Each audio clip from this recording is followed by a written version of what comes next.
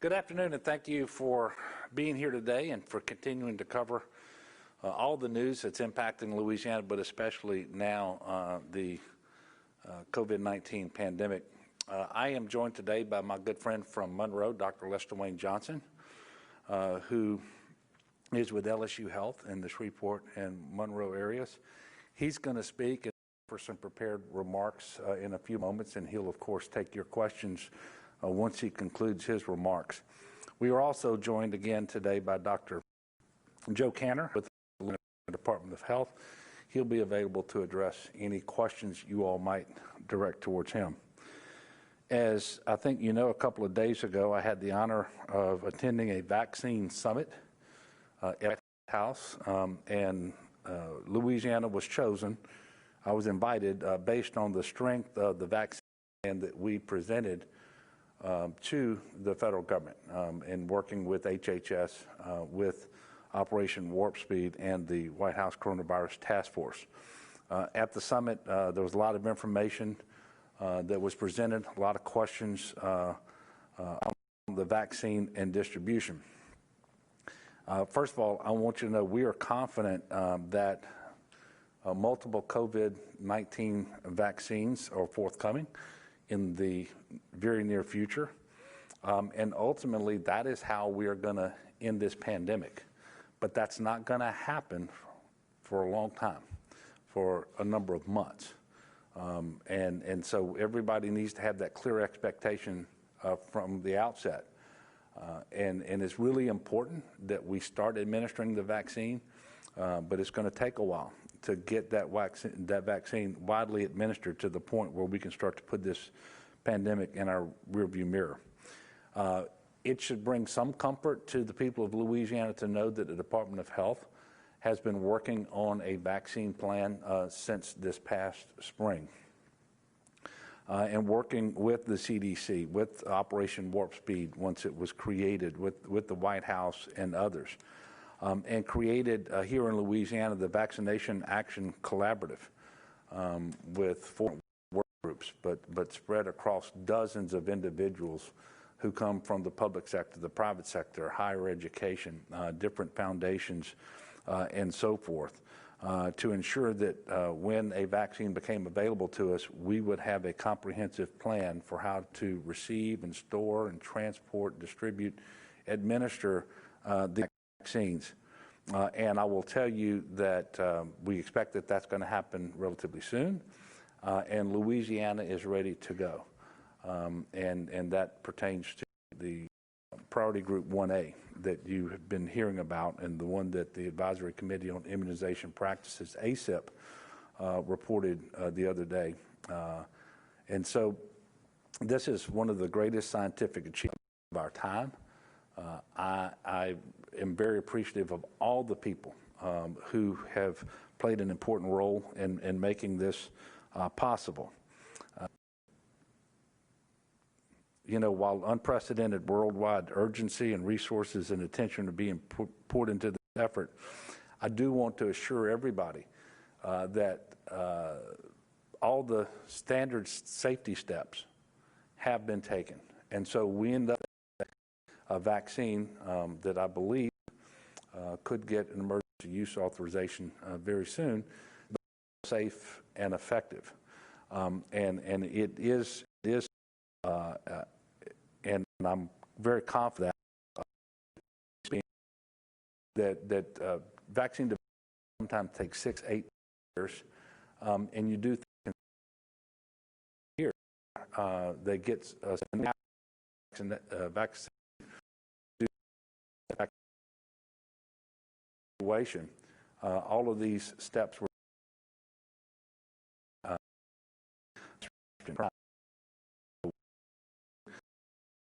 use authorization, emergency food and drug administration. I am confident that we will have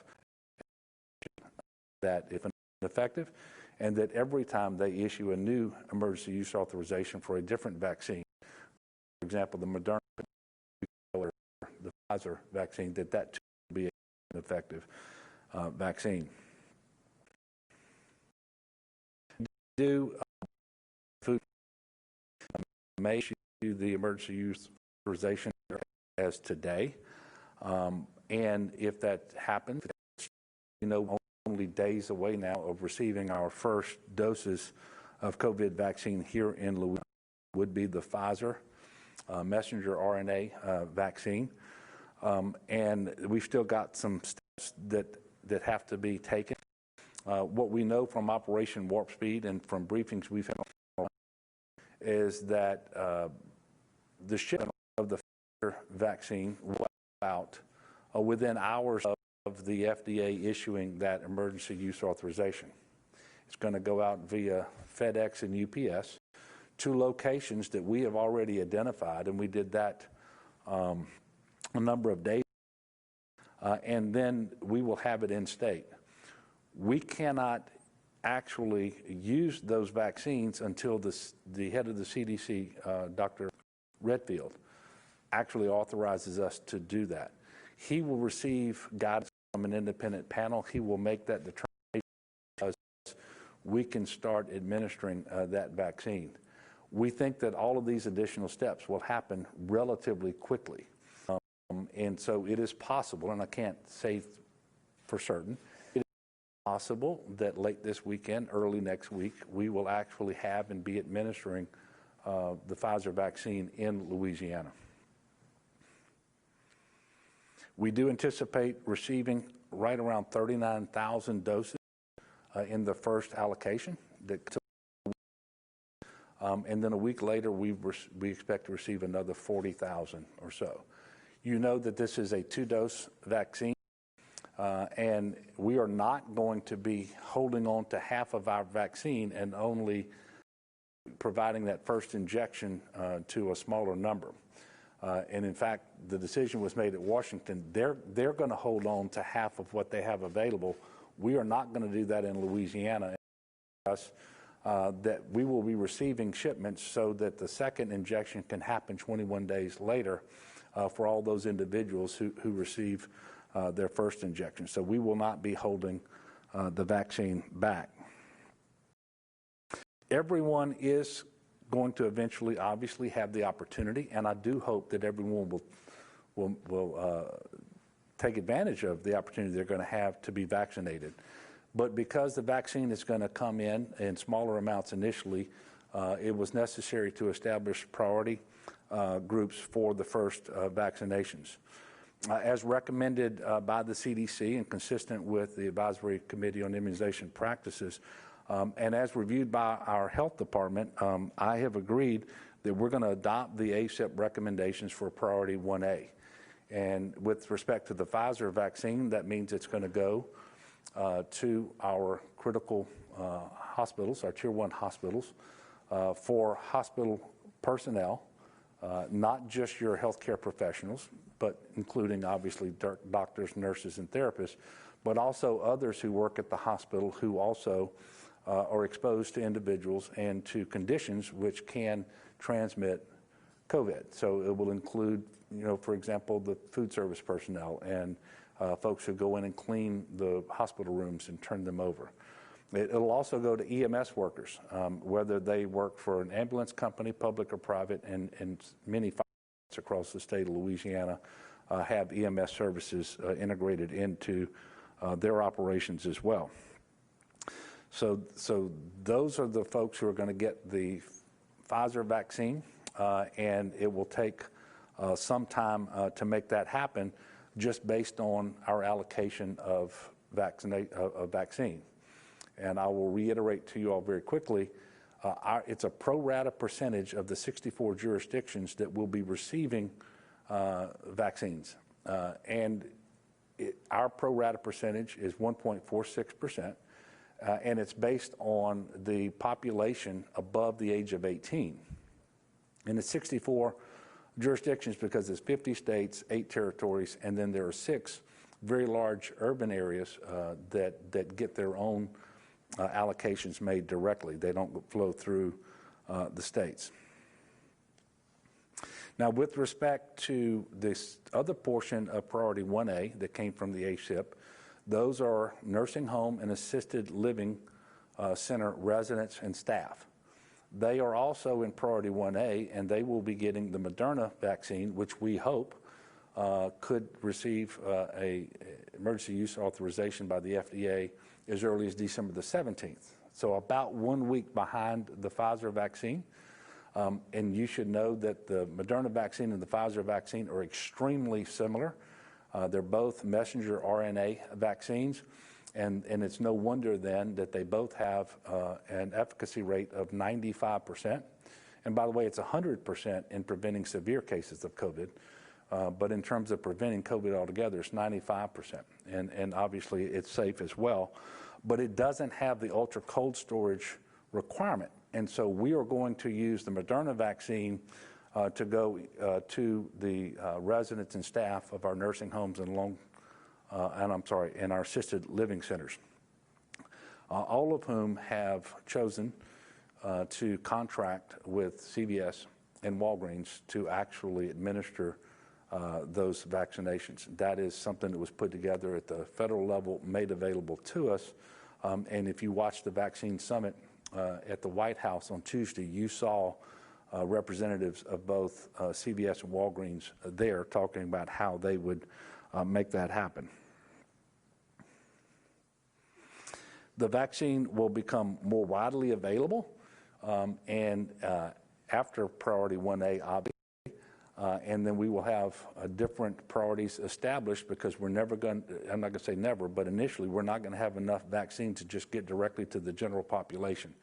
We're going to wait and see what the Advisory Committee on Immunization Practices comes up with for the second order and third order priorities.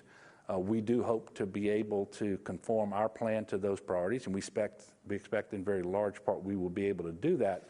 But you should know that we're also going to take into consideration who it is that's populating our hospitals at that time. Because what we want to do is to preserve hospital capacity and lives. And so we're going to make sure that whatever we're seeing in our hospitals is reflected in our next order of priority. We also are going to make sure that there's a heavy dose of equity associated with the administration of the vaccine as well.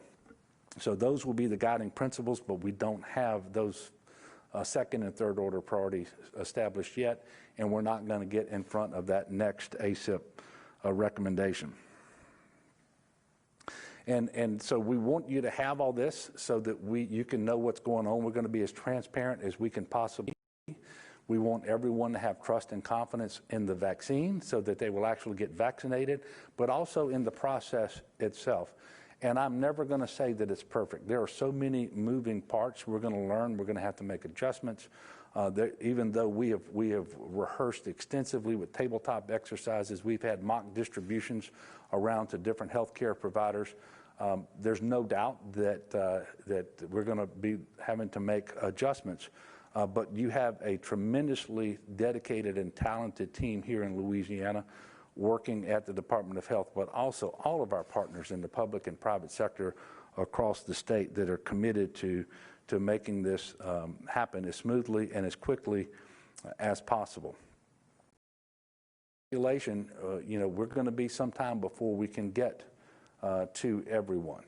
And so we do ask for everyone's understanding and patience. In that regard, we're going to do it as quickly as we possibly can. And so while there's certainly hope on the horizon as it relates to vaccines and vaccinations that will eventually allow us to put this pandemic in our rearview mirror, that's not going to happen real soon. But what is happening right now as we speak is a tremendous surge in positivity rates, in cases and hospitalizations, and quite frankly, in a number of deaths. All of which we believe are going to get worse, not better, because that's what we've to expect. That's going to happen across the country. We're not going to be an exception to that.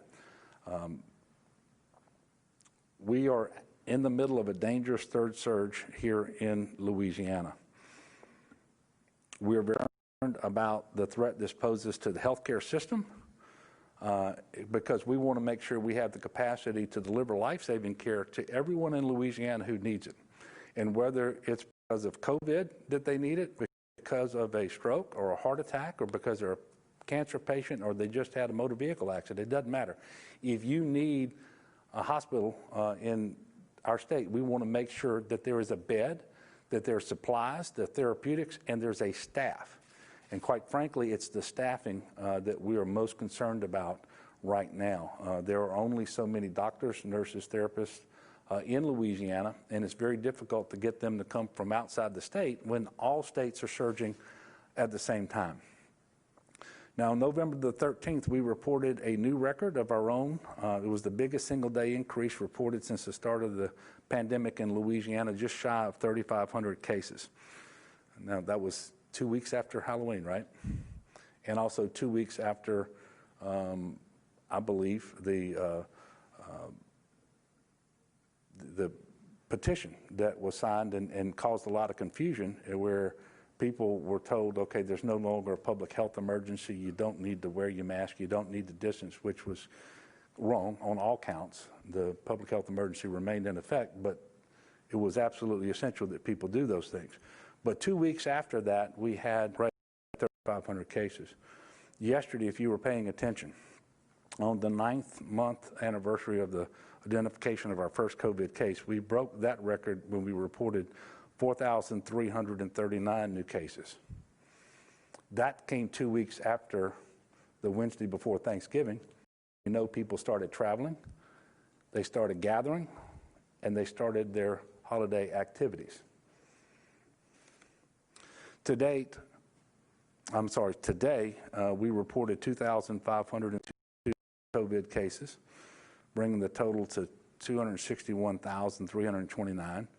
I want to remind y'all, these are all cases confirmed by positive test results. 40 to 50% of people who have COVID never have a symptom.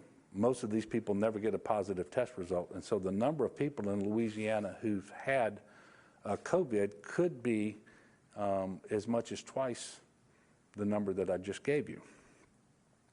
Very sadly, today we're reporting also an additional 40 COVID deaths, bringing the death toll to 6,426 here in Louisiana. To date, more than 3.8 million tests have been reported to the state of Louisiana. In December so far, a total of 334,324 tests have been reported. Currently, and this is the statistic that causes me the most concern, 1,529 COVID patients are hospitalized across the state of Louisiana. Now, that is down 8 from yesterday, but I already know tomorrow we're going to report a significant increase. We have increased the number of COVID patients in our hospitals very substantially over the last several weeks. And quite frankly, it's at a trajectory we cannot sustain for much longer if we want to preserve that capacity to deliver life-saving care, which is why I am imploring everybody in Louisiana to embrace the mitigation measures that work. They're literally the only thing that we can do over the next several weeks in order to try to reduce transmissions, reduce hospitalizations, and reduce deaths. As LDH reported yesterday, our statewide percent positivity is now 10.7%. The last time I reported that number to you, it was 7.8%. In fact, it hasn't been that high since back in the July-August time period, our second surge. Based on the contact tracing work that's going on, we know the 5 top outbreak settings in terms of cases are food processing, industrial settings, bars, religious services and events, and restaurants. We are very concerned about the increase in positivity, because so long as that's increasing, then you have every reason to believe that all the other indicators are going in the wrong direction too. And so we really need to get that positivity to decrease. That is only going to happen if we get more people, many more people all across the state of Louisiana to do those things we've been asking for that we know work, that have proven effective in the past in flattening the curve and reducing transmission. 48 out of 64 parishes have percent positivity now greater than 10%. That was up from 23 parishes. Only one parish has a percent positivity currently below 5%.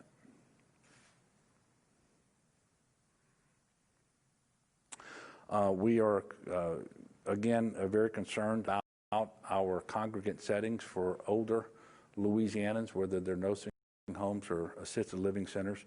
And quite frankly, when you have high community spread, it is virtually impossible to keep the disease of those settings going back and forth all the time. And I will tell you, some tremendous work being done to protect the lives of individuals who are in these congregant settings, but we are very concerned about what we're seeing there too. The latest White House coronavirus task reports that the current vaccine implementation will not substantially reduce viral spread, hospitalizations, or fatalities until the 100 million Americans with comorbid conditions can be fully immunized. It's going to take until late spring. Now, the good news is it's not going to take forever. So as we ask people to double down on the mitigation measures, we're not asking people to do it forever. There really is light at the end of the tunnel. In the short term, that light is a freight train. It's called a surge coming at us, but there's also the vaccine and the finally ending this pandemic.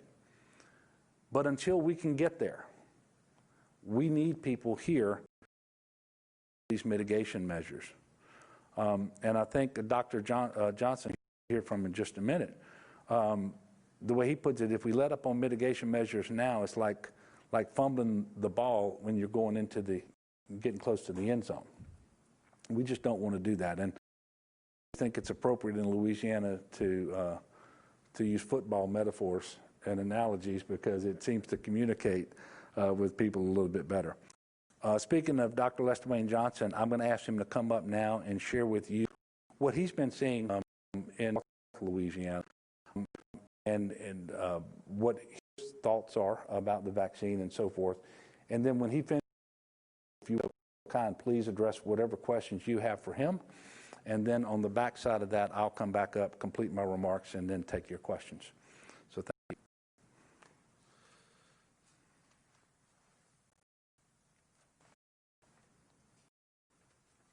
Thank you so much, Governor. I really appreciate the opportunity. Your friends from northern Louisiana, any number of them, have asked me to pay our absolute highest regards to both you, lady, for the constancy of courtesy that both you and she have shown to all of the citizens of Louisiana during this year of plague and hurricanes. We are so comforted because of that you inhabit this office at this time and have been there for us. So thank you both. Please give her our highest regards and our best wishes. You do for all of us. Governor kind of used one of the metaphors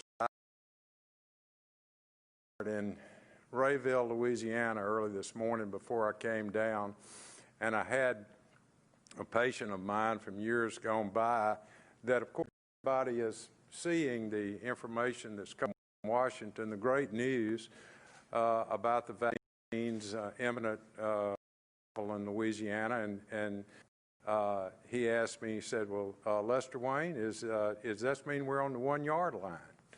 And I thought about that a minute, and yeah, that's a wonderful question, really. I'm not sure that this puts us on the 1 yard line, but it surely, Governor, puts us somewhere inside the 20 in the red zone of getting through this plague. And so the question became, of course, and I've been to a lot of ball games with the governor, and I must say he's a real fan now. He gets a little bit, shall we say, involved, in particular with referees, shall we say. But the point is, between the 1 yard line or the 5 yard line or whatever, there are a lot of bad things that can still happen to us before we make this touchdown. We can fumble, we can have interceptions, we can have bad referee calls, we can have whatever. So not let up for a second now that we can see hopefully the end of this century plague. I mean, the worst healthcare disaster in a century for our nation. Those of us who have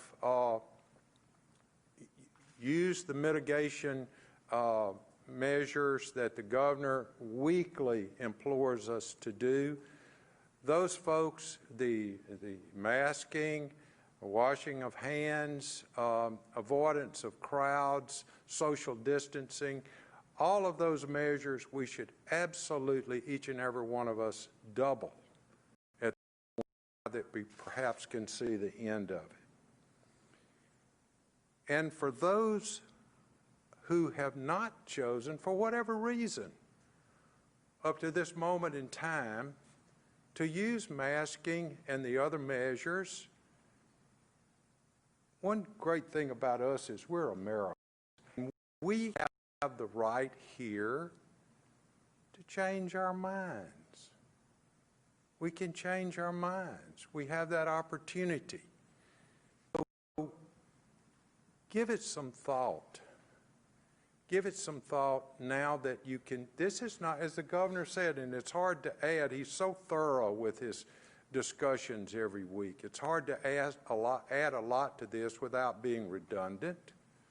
But I would ask, please, give it some thought tonight if you have not used these measures for your family, for yourself, for your friends, and consider instituting them for the next few months at least until we gain herd immunity, which is surely going to be gained at some point in time. Because we don't want, none of us want to look back next summer or next fall on a sadness of having lost a loved one or a close friend that we may have had anything to do with because we did not do the best we could to protect that loved one. We don't want to have that as part of our next year's experience of what if we had done thus and so. So I ask those who have, the folks that have been vigilant, increase your vigilance. Those that have chosen not to, please reconsider. Reconsider, it's not that much of an inconvenience. We can see the end of it as the governor has implored us time after time to do.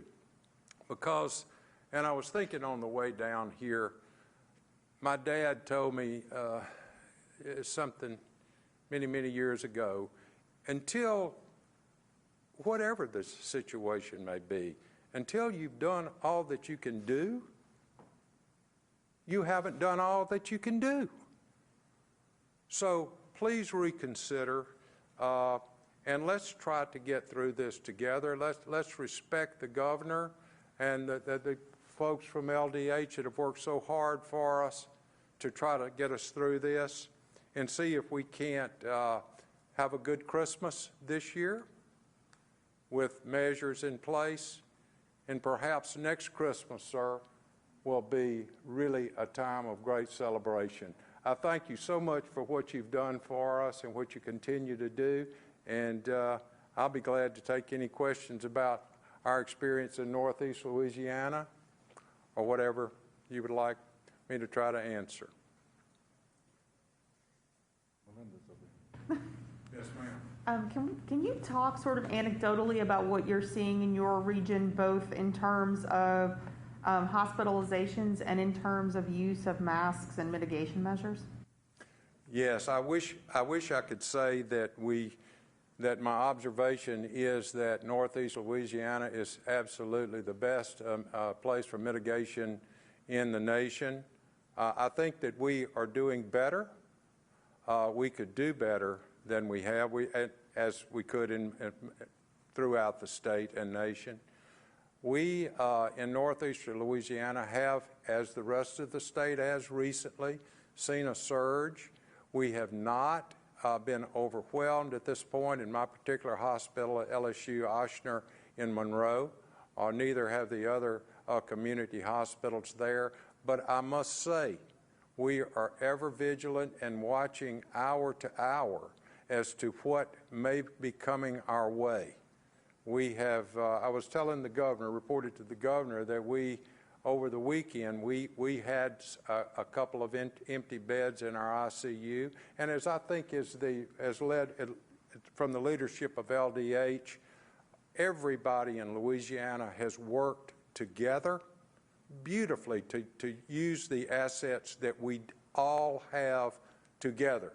We took a patient from St. James Parish, one from Calcasieu this weekend or Monday, that because they were running short of ICU beds in those particular localities.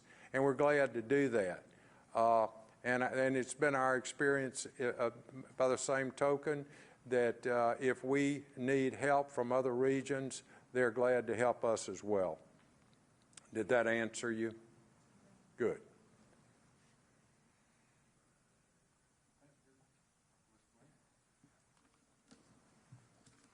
Yes, sir.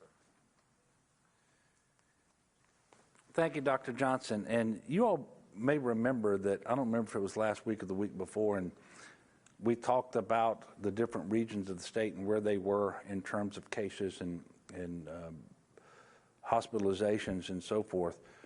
When you got to central Louisiana, and then you looked at northwest Louisiana around Shreveport, northeast Louisiana around Monroe, they never got their baseline down as low as the rest of the state before this third surge hit. And so you know, they're in a very difficult place as we continue to deal with this surge. And of course, I'm pleased that he's able to report to everybody today that they're not overwhelmed and that they still have some capacity, because we have to preserve capacity. But I do want to remind everybody that if I wait until Dr. Lester Wayne Johnson tells me he has no ICU beds before we take action, we have waited way too late, because this is a ship that takes weeks, literally weeks, to turn. And it takes weeks to turn, at least 2 of them, on cases. It's longer than that to try to turn it on hospitalizations. And so you have to get out in front of that critical point, and you have to make decisions, and you have to ask people to do more. Quite frankly, we need to do better. I am so appreciative of the Louisianans who have been diligent in abiding by these mitigation measures and practicing them. But quite frankly, we need to collectively do better. You know, whether and to what degree we actually run out of capacity and potentially resort to crisis care, which nobody wants to do, depends upon the people of Louisiana. We've always been able to count on the people of Louisiana in the past, and I believe we can do that again. But we are going to have to do better. We want to return to normal. We want as much of the economy to be open as possible. We want our schools to stay open. We want our hospitals to have capacity. We want to protect our friends and family. That's why we have to do better. While the vaccine will be critical in ending the pandemic, it's not going to save us now. That's what people need to understand. It is not going to save us now. Here we are in the winter. We're in the heart of the flu season, and I do want to say that we have increased flu vaccinations by about 40% across the state from last year, which is good. And our actual, what we're seeing in our hospitals with flus is actually lower than it is across most of the country. And you've heard me say this before, but the same mitigation measures that protect against the transmission of the coronavirus also protect against transmission of the flu.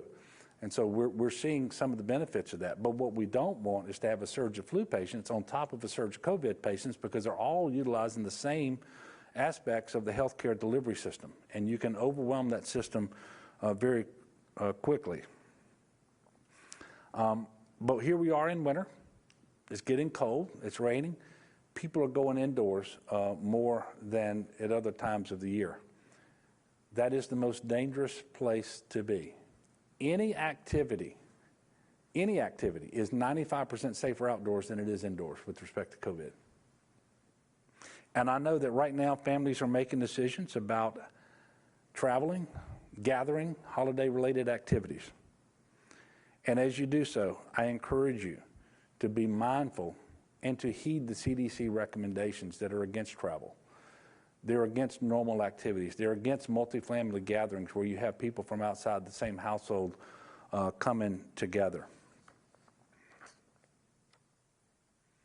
I will tell you, we haven't seen the full impact of Thanksgiving yet. We're starting to see it now over the last couple of days in the cases, and as I mentioned, we fully expect the increased hospitalizations to come. But we're going to have a post-Thanksgiving surge superimposed on top of a surge we were already experiencing. If we also have a Christmas surge superimposed on top of that one, we're going to be in very, very difficult place. We don't want to resort to crisis care. I hope you were watching the other day when the Vice President came out and wrapped up the summit. And he pleaded with the American people to do the same thing that I'm pleading with the people of Louisiana to do, is to, yes, let's look forward to this vaccination to the end of the pandemic, but let's make sure that we are primarily focused on doing what we have to do right now to save lives and to be good neighbors to one another. He talked specifically about wearing masks, distancing, washing hands, staying home when you're sick.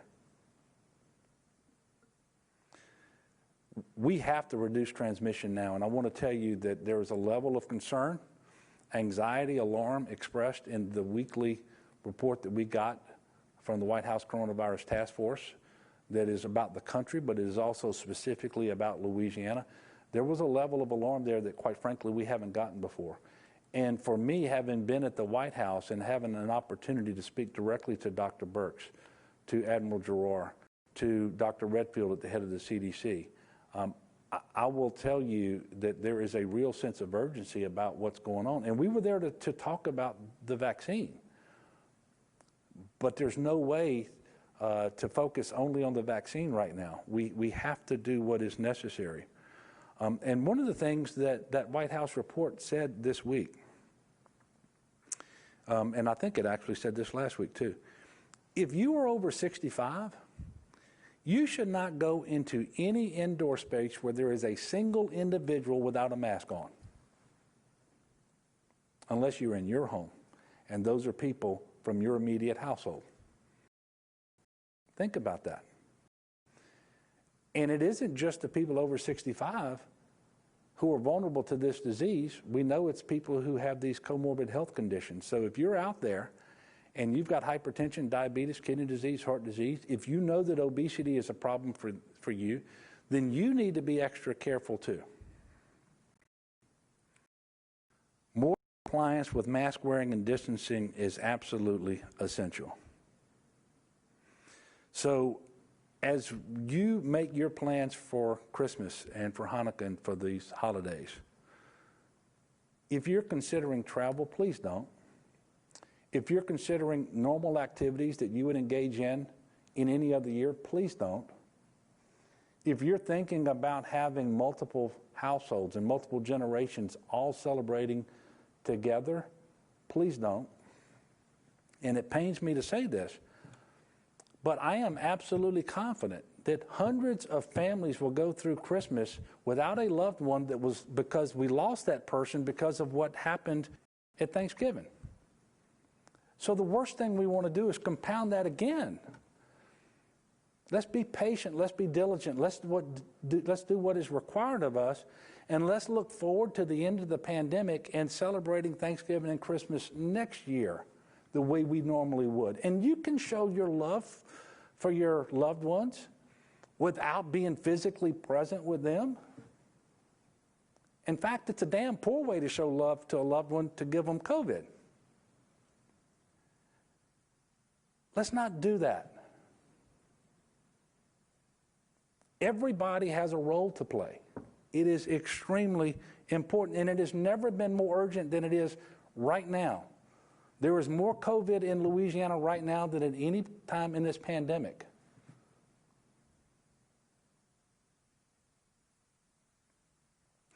I suspect there are not many people in Louisiana today who don't personally know someone who has died of the disease, who don't personally know multiple individuals who have had very severe cases requiring hospitalizations. And so if you need that boost in order to do what is urgently required, think of those people. Think of those families. Think of all the healthcare professionals who have been working so hard at great risk to themselves and their families since March.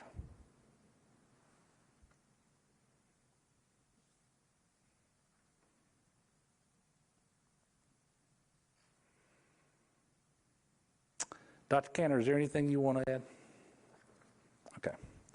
Thank you. At this time, I will take some questions. Yes, sir. Governor, you've talked about the 79,000 doses we'll get of the vaccine in the first 2 weeks. Can you talk more about what we might know about the pace of distribution after that? Do you think we're going to be getting weekly allocations? Do you know how big the Moderna first batch is going to be? And also as part of that, I guess I'm trying to understand how long it might take to immunize all 200,000 plus of those phase 1A people. Yeah, well, we don't know precisely the weekly allocations we're going to get beyond the first couple of weeks. We've been told to expect 39,000 doses of the Pfizer vaccine upon the initial allocation coming our way. Again, we think that could happen within the next couple of days, that we will start receiving that, and then we will start administering that vaccine within a day or two after that. We believe there's 40,000 doses coming of Pfizer in the subsequent week. I think we know the first couple of weeks of Moderna that we're expecting, and as well. Dr. Cantor, you have that? Yeah, about 80,000 first week. 80,000 in the first week? Okay, so the Moderna vaccine, we believe that if everything stays on schedule, somewhere around the 27th of December, 80,000 doses. And if you looked at the total number of individuals that we believe comprise the universe of critical healthcare workers and EMS personnel, you know that the amount of Pfizer doses I just told you isn't enough, not in the first 2 weeks. So this is going to go for several weeks, and it's also going to not be enough Moderna at the first time to get everybody who is in a nursing home as a resident or staff, or an assisted living center resident or staff in that first week either. And we also have to remember that the first shot isn't enough. We do believe that it confers some immunity on individuals, but it is not enough to really immunize anybody. And so that second shot is critically important. 21 days later for Pfizer, 28 days later for Moderna. And quite frankly, you're going to have more questions than I can answer for you today, because once we get past these first groups that are in priority 1A, we don't yet have an ACIP recommendation for exactly how we prioritize those. And I can't tell you what the allocations are going to be weekly coming in, although generally speaking, we believe that the manufacturing is going to be ramping up. We will be getting more doses, not less. And then also, we believe that additional vaccines, potentially up to a total of 6, are going to be available at some point while we're vaccinating against this particular disease. And that's going to play out over time. In each particular vaccine will potentially come with guidance that there are individuals who should not receive that particular vaccine, and we're going to have to make sure that we marry up the right people with the right vaccine. And so, as I told you last week, my expectation is to have a lot more information for you all next week with respect to vaccines. We will have hopefully by then received the first allocation. We will see the vaccinations start. We will identify potentially some problems that have to be remedied. We will have more information about the Moderna vaccine. And so really I'm hopeful that before Christmas, sometime next week, we're going to be able to give you a lot more information about what we're doing. Just to clarify on that, so you do expect each week after this, from now going forward, we're going to receive some amount of doses of vaccine? I do believe that's correct. And Dr. Kenner, that's your expectation as well. And I want you to know, these are expectations that are informed by conversations that we've actually had. And so General Perna himself, who is over all of Operation Warp Speed from a logistical perspective, I was able to visit with him Tuesday, but moreover, on multiple occasions, he has made himself personally available to the Office of Public Health here in Louisiana, including all of those individuals who worked with the Vaccination Action Collaborative and came up with our plan and have been refining the plan every time we get new information about vaccines and about allocations and priority groups and all that sort of stuff. And so we have things that we believe will happen, but we also know that until it happens, it hadn't happened yet. And I don't want anybody out there to misunderstand or that we create some expectation that we're not able to meet. Yes, ma'am. What to do to either incentivize or encourage these various frontline workers and nursing home and assisted living facility folks to and long-term care facility folks and their staff to actually get the vaccine? Like, I've already asked LDH and they said that that the state isn't going to require it of people in these facilities, but you obviously have the ability with financial incentives and with the money that flows to these healthcare facilities from the state and federal government to perhaps try and incentivize it in some way. Are you considering anything like that? Well, what we're considering and what we're actually doing is we're trying to make it very clear to people that this vaccine is safe and effective. And if we're going to ever put this pandemic behind us, we need to be vaccinated in sufficient numbers that the disease stops spreading through Louisiana, through the United States of America, ultimately through the world. That's going to happen with the vaccine. And so what we've been trying to do is very clearly and effectively communicate the safety of this vaccine and the efficacy of the vaccine. And as more voices come online from a variety of different demographic groups and whether they're young or old or African American or white or Hispanic, whether they're from the medical profession or whatever, and those voices speak out about the safety and efficacy of the vaccine, we believe people are going to take it. It's critically important that we do that. It's not going to be mandatory. I don't intend to make it somehow financially incentivize individuals to do it.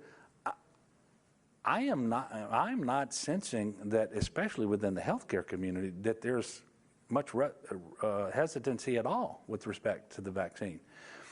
And I'm very hopeful that as this goes forward with priority group 1A, that we have such a high percentage of people who are eligible who actually choose to receive the vaccine, and that people across Louisiana will say, hey, my doctor got it.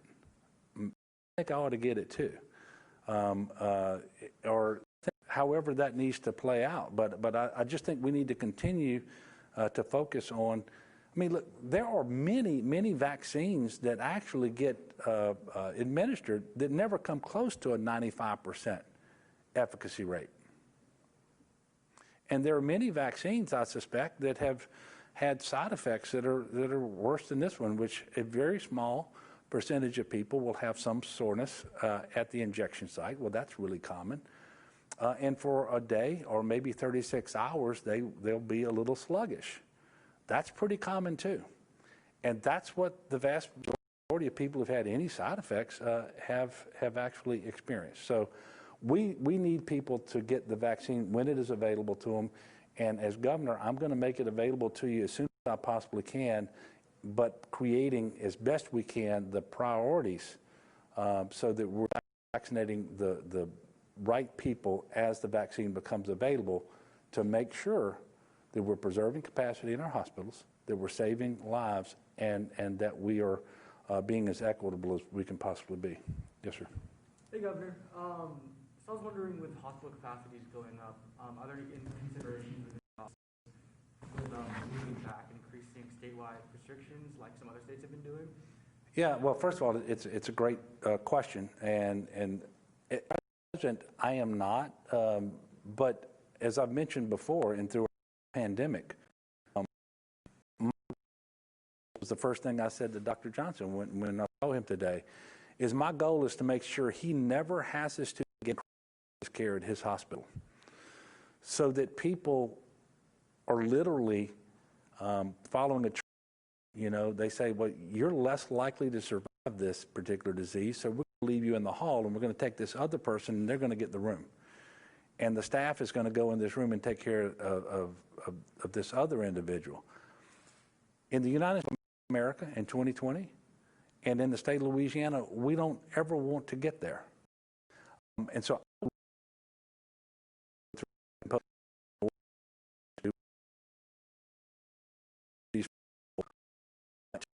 they are distant, not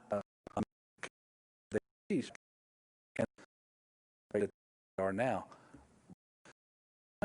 That we are really where we were coming when we slowly spread and flattened the curve following the summer. So do it again. Only impose restrictions if people don't do what they do then, and that is wear the mask, distant, wash your hands. Things we've been talking about literally since what, April, March. So at this point, I am not considering those things, but everything is on the table because I never want him to lose the capacity in the hospital to accept who needs the bed. And that next person might need that bed not for COVID, but because they had an accident, because they had a heart attack, because they had a stroke, because they have cancer, whatever it might be. Governor, if I might just Sure. add one comment to that. Come on up. That what the governor says, it is in the past, at the beginning of this, when to restrict admissions to the hospital electively and on urgent situations, because we did not know how many beds, how many ICU beds, how many respirators would be available. It was tremendously disruptive health care of the illness imaginable to the citizens of Louisiana. So we thank you for being very, shall we say, conservative in mandating that at this point. We are, as I said earlier, vigilant beyond belief at what our assets are, both in staff and in beds in these hospitals, to take care of this potential COVID surge. If we get to the point, because of not using the mitigation measures that we should maximize at this point, and we in a situation where elective health care, to some extent potential type health care, is to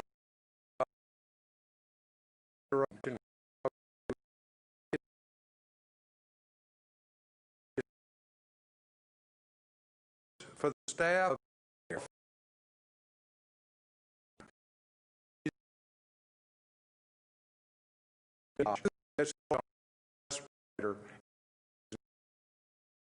We faced yet nothing, but it's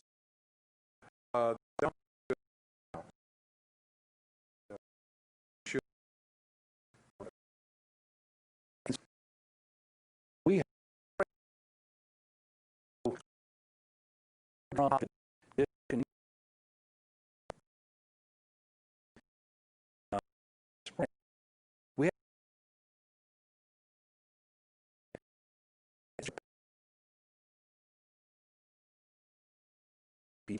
And so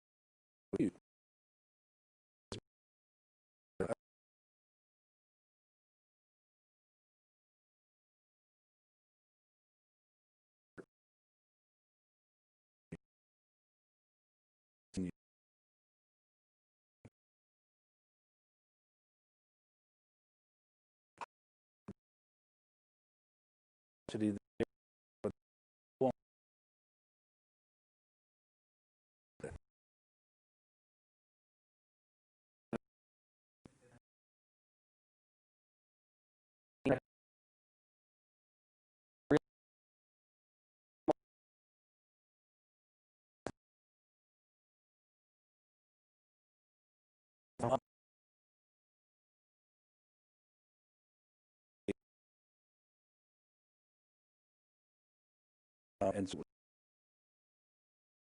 if enough to know if thing that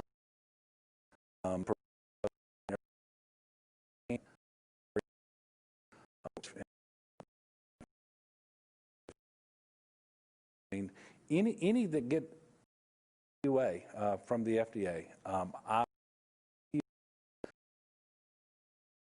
process beginning with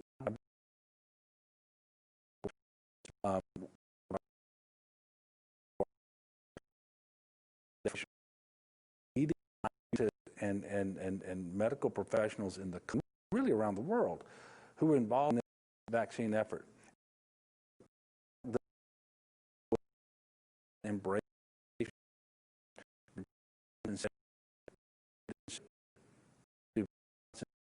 these out and they go from based conspiracy theories and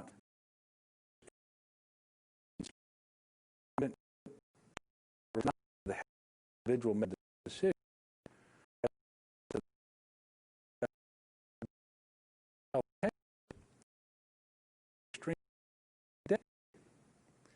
And so we make these decisions collectively for the good of everybody in our family, in our community, in the state.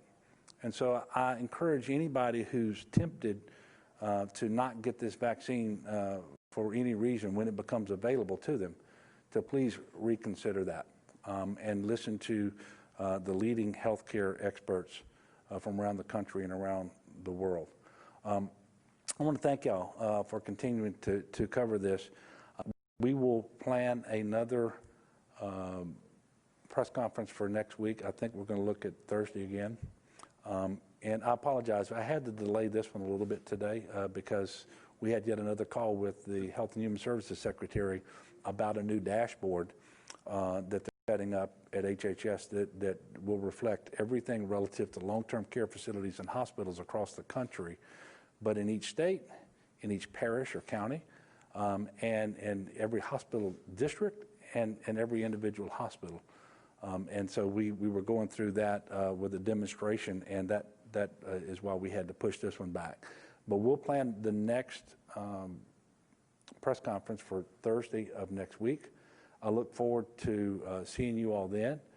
In the meantime, I will finish this conference as I do quite often. I'm going to ask the people of Louisiana as we move through Advent and approach Christmas and this holiday season that we really do pray for one another, that we pray for our country, that we can get through this crisis with the lowest amount of people dying as possible, while preserving capacity in our hospitals, and that we will all do our part, that we'll all be a good neighbor and wash our hands, make sure that we're masking up, stay 6 feet apart from people who are not a part of your immediate household, stay home when you're sick, and let's all protect the most vulnerable. Let's all protect the most vulnerable. And let's preserve that hospital capacity. It's critically important for us. Anyway, thank you and God bless. I'll see you next week.